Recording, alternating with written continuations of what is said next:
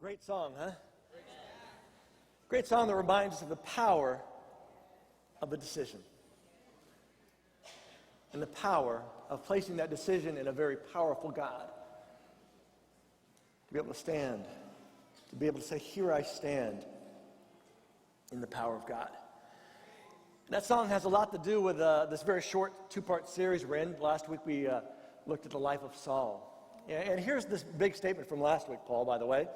Good to see you. The decisions you make today decide the stories you tell tomorrow. And you know that. You know that in your life because for some of you, you are living out the exact results of the decisions you made, not just yesterday, but a few weeks ago, a few months ago, maybe even a few years ago. And because of those decisions, the stories you tell today are much different than they would have been. But there's others in this room who also made a decision months ago or years ago. And the stories we tell today are much different than they would have been if we hadn't made that decision, right? That's kind of what that song was about. Here I stand in the power of God. And it really has everything to do with this idea of a shortcut. You know, we all like shortcuts, and there's times that shortcuts are really good. In any way, especially around here, any way you could shave a couple of minutes off your commute, that ought to be a good shortcut, right? But even in those kind of shortcuts, there's sometimes those shortcuts we take that aren't necessarily the right way to get there. The gym I go to is down 29, and every morning I go down 29, and there's always somebody who's trying to come along the right side. They go on the edge, and then they get in the turning lane, but they don't turn, and they keep going straight. Anybody else have those kind of things? You know, I get off of Connecticut Avenue, and you're supposed to go this way to get on Connecticut Avenue, and just about time it turns to go down the hill, there are people there trying to squeeze over into that lane, and there's a white line there. The audacity of them. There's a white, solid line right there, right? But we all recognize there are shortcuts in life. And it's pretty easy to recognize those ones that are the dangerous kind of shortcuts. Because they all tend to have a little element of deceit, a little element of compromise that are part of them. But here's the key point. Here's kind of where we're going to start today. When we opt to obey, he is talking about God's faithfulness, and our faith, they intersect. It's really our obedience that kicks in this opportunity for our faith and his faithfulness to intersect. Because he is always faithful, but if we don't engage that faithfulness by an act of obedience, by a decision that says, no, I'm not going to take the shortcut, I'm going to stick on this path, it gives God a chance to intercede in our life and connect with life in a way that he couldn't without it. We saw that in the life of Saul last week when he failed to make that connection. And God was still faithful. God still gave him victory, this amazing victory. But also cost him a huge amount, and his faith didn't have a chance to intersect with God's faithfulness in that moment. So here's our simple point today. We're going to get right into it.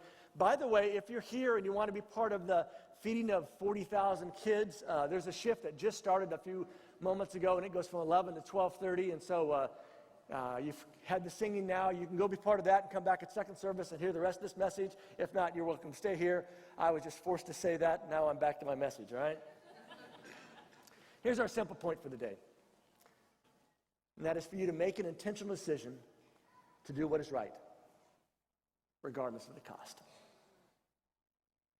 I'm looking at Paul Anderson, another fellow graduate student at the same time. And Paul, that's kind of what you'd give fatherly advice to Jared. It's what you'd give to Anika. It's what you give to your two beautiful granddaughters, right?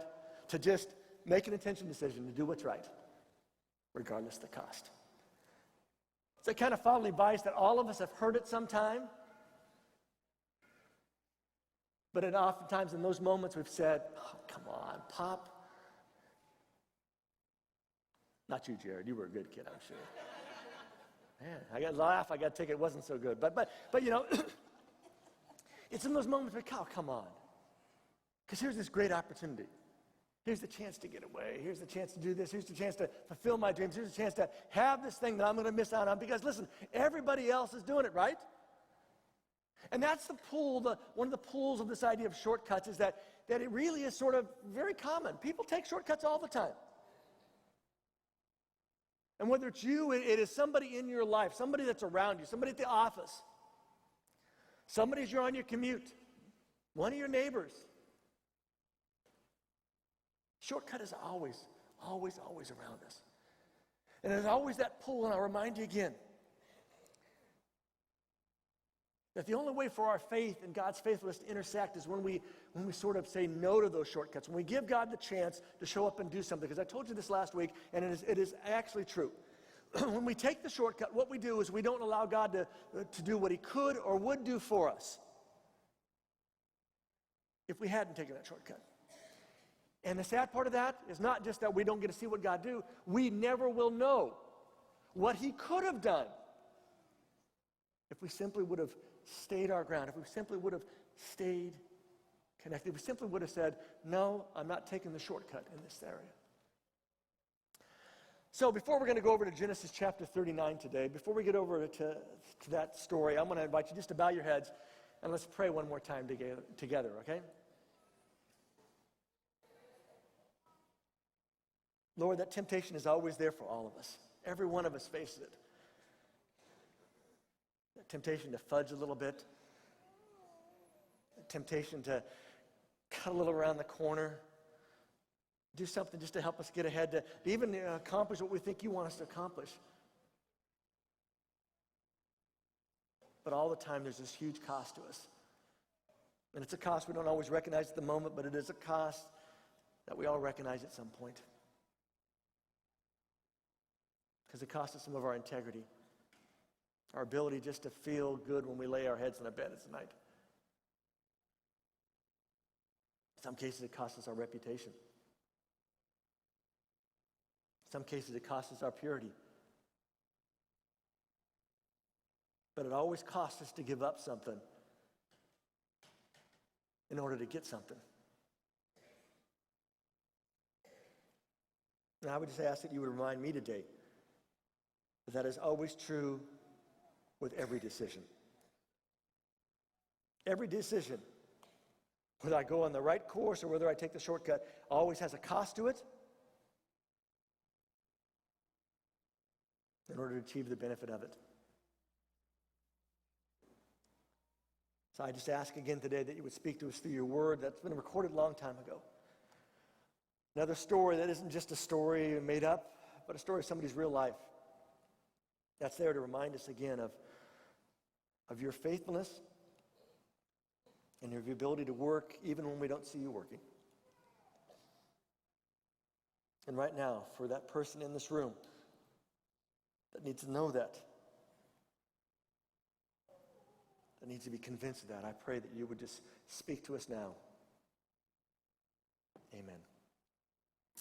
Well, let me give you a little bit of backstory to Genesis chapter 39.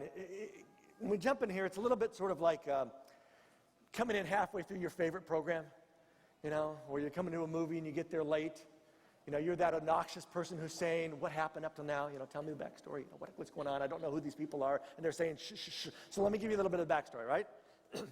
This is the story of a guy named Joseph. And Joseph is one of the younger sons of his father, obviously. And he's got this whole mess of older brothers. And Joseph is his father's favorite son and his brother's least favorite brother. And he is just this annoying kid. He is spoiled rotten. His dad treats him different than all the other kids, gets everything he wants, taken care of. And so one day he goes out on his father's request. He goes out to check and see how his brothers are doing. And his brothers have just reached the point of no return. And they say, enough's enough. Here he comes. Let's kill him. Now, how many of you have siblings? All right. I'm guessing everybody raised your hand at some point in your life. You said, I wish they were dead. Don't act like it wasn't true. Some point you thought, now you didn't mean it in the way that these guys meant it, but you kind of got that point, I just wish they weren't here, and you don't really mean it, but you kind of think, well, these guys not only thought it, they just had enough. And so they grab him, they throw him in this pit, this hole in the ground, a storage place, in order to kind of say, okay, we're going to throw him in there. Now let's sit down and figure out what's the best way to kill him, and then tell our dad, who's going to be heartbroken because his favorite son, but our least favorite brother, is no longer with us. So as they kind of ponder this and thinking about it, one of them says, hold there. Let's not get too carried away. There's this group coming by. These caravans are going by all the time. Let's just sell him to somebody. They'll take him someplace. He'll be made a slave. He'll be on the flip side of things. No longer will be the favorite son. Now he'll have to do all the tough stuff. We're just going to let him go. And they kind of talk it over, and the group of brothers say, okay, that's a good idea. Because then his blood won't be on his hands. We won't have to go have this idea of guilt on us. But they kind of say, let's just do this. And so they choose a shortcut. Instead of dealing with their brother, instead of putting up with the stuff, they get rid of him. And off he goes. And so we catch the story just about right there that Joseph is on his way. And though it doesn't say it in the Bible, I have to imagine that Joseph prayed a prayer when this happened. And I have to imagine the prayer went something like this. Help! Help me! Help me, God, help me! I don't want to lose my family. I don't want to be taken away. I don't know who these people are. And I don't want to be a slave. God, help me. And nowhere does the Bible say, and the angel of the Lord showed up and helped Joseph. But I have to imagine that he prayed that prayer. But God seemingly doesn't show up. And here's where it begins. Genesis chapter 39, verse 1 says, an Egyptian named Potiphar, and he's one of these big rulers for the Pharaoh at that time, bought Joseph from the Ishmaelites who had brought him down there. So this guy buys him to be one of his slaves. And it says the Lord was with Joseph. I'm going to let that hold for a second. The Lord was with Joseph. And he prospered. All the time he's praying, help me, God. Why am I in this place? I don't want to be here. Give me a place to, some way help me get back to my family. My family's everything to me. Help me get back there. But as the writer of Genesis is recording this, he says that God was with him there, even though it didn't seem like he was with him there. And it says he prospered. And so this has to be some time. When you read your Bible, oftentimes, there's these long stories that are compacted in just a few sentences there. This has to be a time. It isn't like Potiphar says, okay, you're coming with me. I'm making you hit number one slave in my family. That's not how it worked. He's got to work his way up. He's got to, he probably starts off out in the stables because that's where always you start off, right? That's right, shoveling the stuff, right? Doing all the jobs none of the other slaves want to do because, by the way, you're the new guy around here, so welcome to the team. Get a shovel and make sure you take a shower before you come in, right? But it says he prospers. He begins this work, and it says, Potiphar saw that the Lord was with Joseph and that the Lord made Joseph successful, that is prosperous in everything he did. He begins to recognize something, Joseph has integrity, he's a hard worker, and it just seems like whatever he puts his mind to, it does pretty good. He's figured out a whole system to take care of that stable, Maybe he's got the oxen cleaning up, putting rakes in their back, and they're cleaning up everything. I don't know what the thing is, but everything's going really good, right? And it says, in fact, he put Joseph in charge of the house, trusting him with everything he owned. Joseph, over whatever amount of time it is, I have to imagine it's over probably at least a few years, finally gets to the top spot. In fact, if you read the story, it says that Potiphar trusted him with everything except one thing. What are we having for dinner? Because I'll take care of that myself. I like a certain something. I don't want you in charge, but everything else, you're the man. I'll choose for dinner. You take care of those things. And so Joseph has reached sort of the height that he's ever going to reach in Egypt. He's top dog in the slaves. He probably has a certain amount of freedom. He probably gets a chance to roam around town by himself, go out and make deals, purchase things. Things are about as good as possible it's going to get for him. But I have to imagine that Joseph still, because the story tells us he longs to go back home. But he still says, praise to God every day. Help God. Help God. Thanks for being with me, but I'd like you to be with me in a way that kind of makes sense to me. Not just that I get more freedom. I really want to get out of this place. But nothing. But the Lord blesses him with everything that belongs to Potiphar, both in the house and the field. Everything's going really wonderful and great. Things are really going pretty good for Joseph. Things are falling together. Again, he's got the freedom. He's got those, and he has to begin to wonder. I have to wonder if he isn't beginning to think, you know what? One of these days in my freedom, I'm maybe going to trip someplace, and then I'm not coming back because I want to go home. So he's got to be kind of plotting because he's in a place that he doesn't want to be, and he wants nothing more than to get back to his family. And this is when he's offered a shortcut. And here's what the shortcut sounds like. Now, Joseph was well built and handsome. Right? He's a good-looking guy. And after some time, the wife of Joseph's master began to desire Joseph. Now, oftentimes when storytellers put things together, they put things together for a reason. And so this idea that Joseph's this good-looking guy, he's probably around 20 years old, kind of the height of, testosterone just surging through his veins, He's a good-looking guy. And the wife, who's sort of, she's got everything, and she's over the household. She doesn't have to worry about anything. Everybody else takes care of stuff. But she takes notice of Joseph. Not just any guy, but Joseph, because he's a good-looking guy. He's well-built, he's got it all. He's got the muscles, Doesn't have the belly yet. All looking good. And one day she said to him, "Lie with me." And this is not the lie, let's tell a falsehood to my husband, right? This is the other kind of lie, So-and-so lay together, and lo and behold, we have family dedications.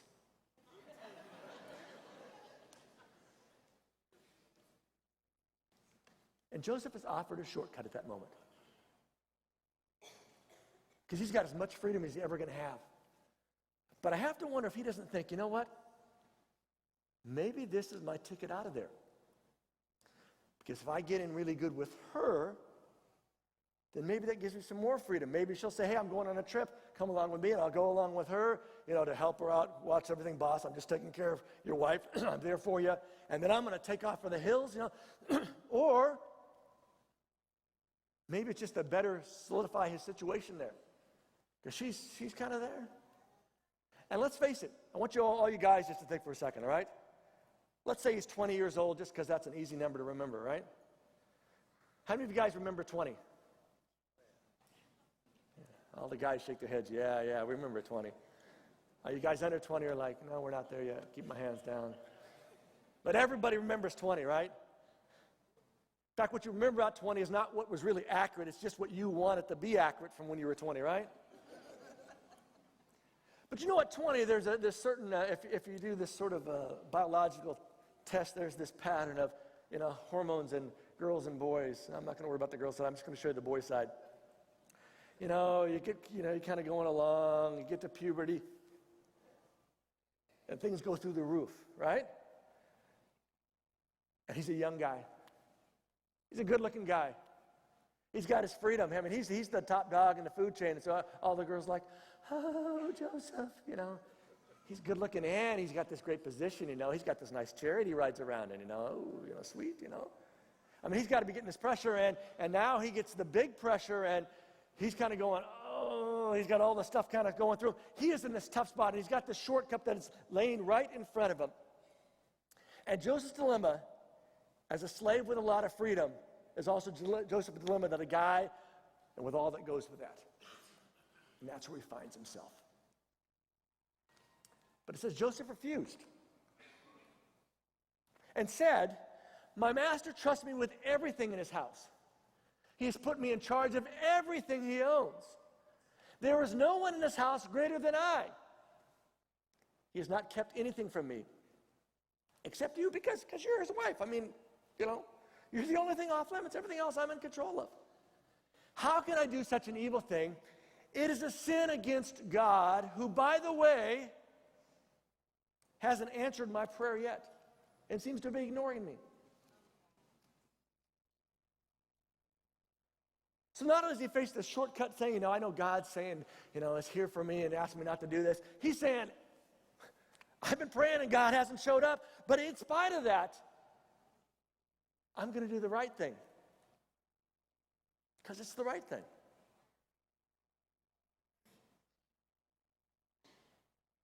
And he makes an incredible choice, because with that choice, there's a huge cost. Because do you really tell the queen of the home no? Yeah, whole other subject. We'll tell that another night. But it's a tough spot. And the woman, that's this wife, this lady that's hitting on him, talked to Joseph every day. And this is not like I have to listen to her just go on and on about the groceries, on and on about how I'm doing the lawn. This is hey baby, hey baby, hey baby, hey baby, hey baby, hey baby, every day, every day, every day. But he refused to have sexual relations with her or even spend time with her. Smart move, right? He kind of says, I want some distance because, at some point, I'm not sure, it's just the pressure. I'm going to keep my distance. I'm going to do my thing. I'm going to take care of stuff. But I'm going to stay away as much as I can. And then one day, everybody go dun, dun, dun, because you know this is coming, right? Thank you. Thank you for playing along today. One day, Joseph went into the house to do his work, as usual. And he was the only man in the house at the time. Ooh, right? And if you know the story, you know what's coming, right? The master's wife grabs his coat and says to him, come and lie with me. Now, I can't imagine it's that, calm and peaceful. It's either, oh, come and lie with me, or it's like kind of, come and lie with me, or something. No, she's got him, and this is the moment. There's no other guys around. She's got him to herself. He is cornered. He is trapped. And so what does Joseph do? He leaves his coat in her hand, he pulls off, and he runs outside, to which he calls the servants in her house and says, look, this Hebrew slave was brought here to shame us. She doesn't, she goes right to the jugular.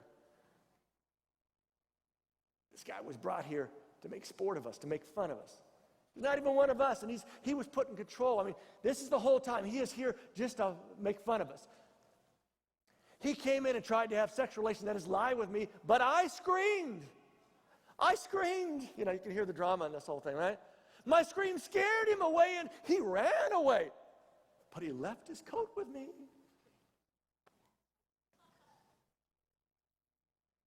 And Joseph refuses to take that shortcut.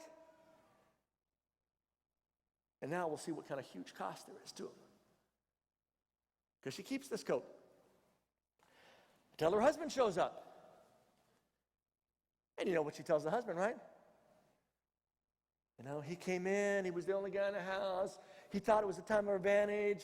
He went after me. I screamed. Everybody came running. He ran, And when Joseph's master heard what his wife said, he became angry, which is rightfully so. You'd be angry if you heard that story. If somebody was messing with your wife or your husband or your boyfriend or your girlfriend. And so what does he do? He arrests him. He puts him into the prison where the king's prisoners were confined. And catch this. But the Lord was with Joseph, and he showed him kindness, that is loyalty, and caused the prison warden to like him. God was with him. God showed him kindness, loyalty. Not the particular kind of kindness and loyalty Joseph was after, right? I love this story because it runs so counter to the typical do good and God will always be there for you in the way that you think what it looks like to be there for you. And he'll answer your prayers. Because I have to imagine Joseph keeps, now he's going, help me again, help me in a different way, help me get out of this place. And when he doesn't get out, he gets out of the place, slave place, but he goes into a prison. It gets worse for him. But the observation is that the Lord was still with Joseph. And the fact that he showed him kindness, that is, and the actual word there is loyalty, that God shows him loyalty while he's there. See, Joseph's prayer was to get out of there. God's desire was to keep him there. And that's hard for us sometimes. If you've ever been in that place where you want out, and God wants you in, and you stay in, and it doesn't go all the ways that you think it ought to go while you're staying in. See, and the benefit for us today, these thousands of years later, we know this. We know the rest of the story, right? We know Joseph stays there.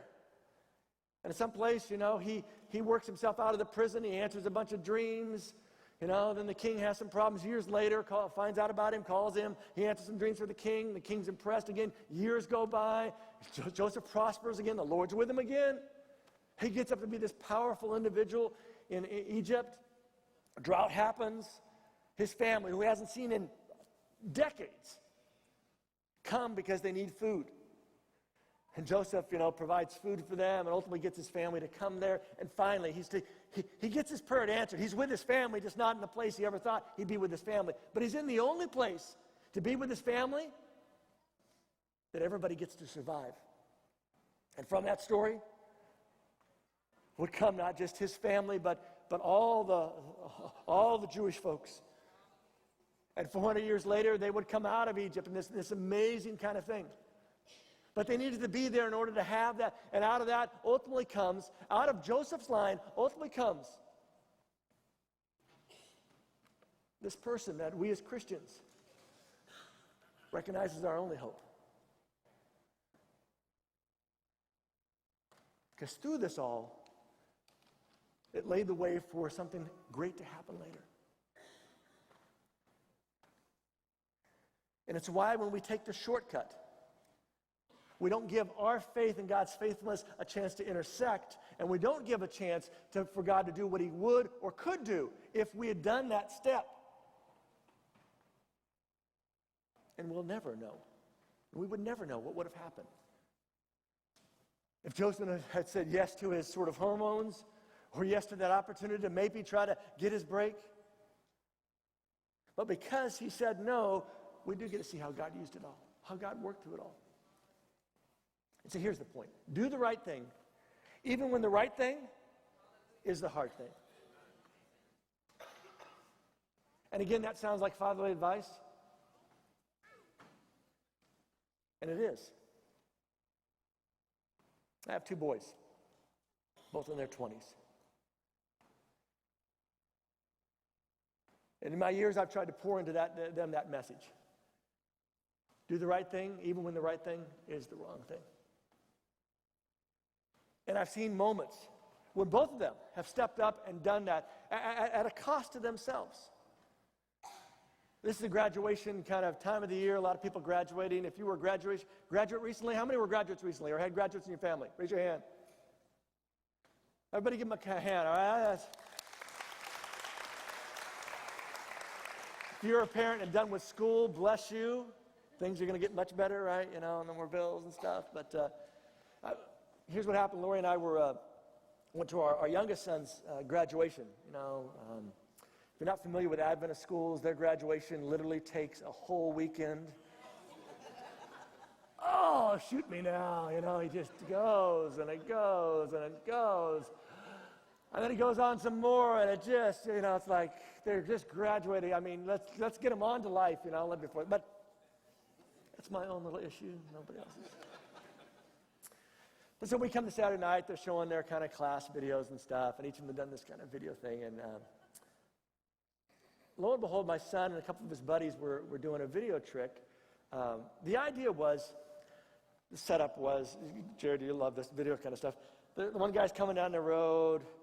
My son runs out to him and says, "Hey, how you doing?" And the guy hits him, and he, rolls up over the car, crash, They had it all worked out, how he was going to stop, how he was going to lay on the hood, or all this kind of stuff. So what we got to see was not the original video. We got to see the actual video, the outtake part of it. And what happened was the guy come rolling up. My son jumps on the hood, rolls onto the window, and when he rolls into the window, it goes, Ksh! And the whole front windshield just shatters. To which the camera goes kind of crazy because the guy is laughing so hard. It's kind of all over the place. He's laughing and rolling. So the camera kind of falls down. So you see a little bit of he's rolling on the grass over here. The two guys in the car, the guy driving whose car it is, he's like, what happened? How did this happen? And my son's just like, oh no, this is terrible. I can't, But the great thing was, we as parents, this had happened a number of months before, we never knew about it till that moment. Because my youngest son did the right thing when the right thing was the hard thing. That was, he didn't come to mom and dad and say, "Mom and Dad, I kind of really messed up. Did something bonehead. By the way, I need $150 to replace this guy's windshield."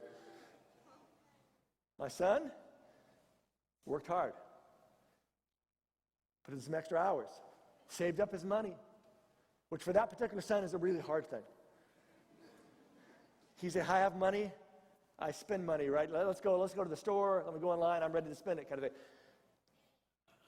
But for a parent, and I said this sounds like folly advice for a parent, there's nothing better than to know that your child has made a hard choice, but that it's the right choice. Because you know what it does for them. You know that for them, it really does give their faith a chance to intersect with God's faithfulness. Do the right thing and trust God to make things right. And in my mind, that's really the story of Joseph. He just kept doing the right thing. Even through all that, God is with him, and God wasn't with him in the way he thought he should have been. But to do the right thing and trust God. And some of you right now, you are in a situation where you know the cost of doing the right thing.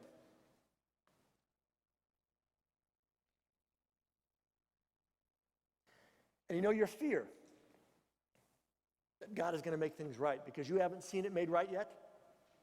Maybe you feel like Joseph. It has been years. Hello?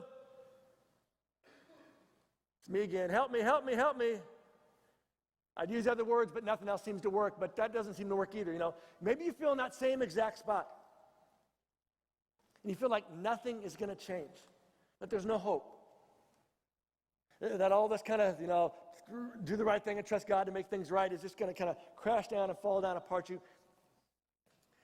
There's this quote I shared with you last week, and I think it is so important. It doesn't come from any kind of Bible writer and anybody. It's a guy named Dan Gilbert.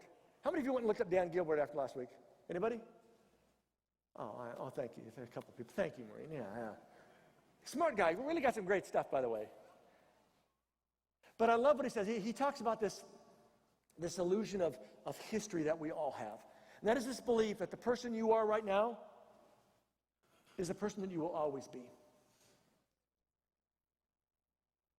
Here's his exact quote. Human beings are works in progress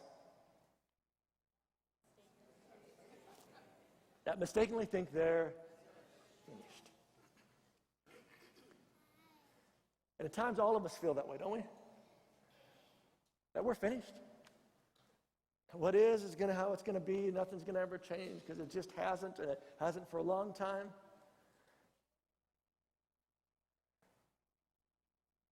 But the smart guy says, a guy from Harvard, human beings are works in progress that mistakenly think they're finished. And if you find yourself in that kind of spot today, I want to remind you again that you are not finished. That there still is a God in heaven. And maybe God's silence at this moment in your life is not because he doesn't care about you. Maybe it's just that you're an important piece in a much bigger picture. And for you to be where you're at, doing what you're doing, even though it doesn't seem like it's what you want to be doing, is the thing that he needs. Not just right at this moment, but for the next thing to come down the road. And maybe the best thing I can end today with is simply saying, listen, you will never know what God could or would or might do in your life if you choose to take the shortcut and step away from that and miss what might be the best thing ever. Ever, not just for you, but ever for some other people as well.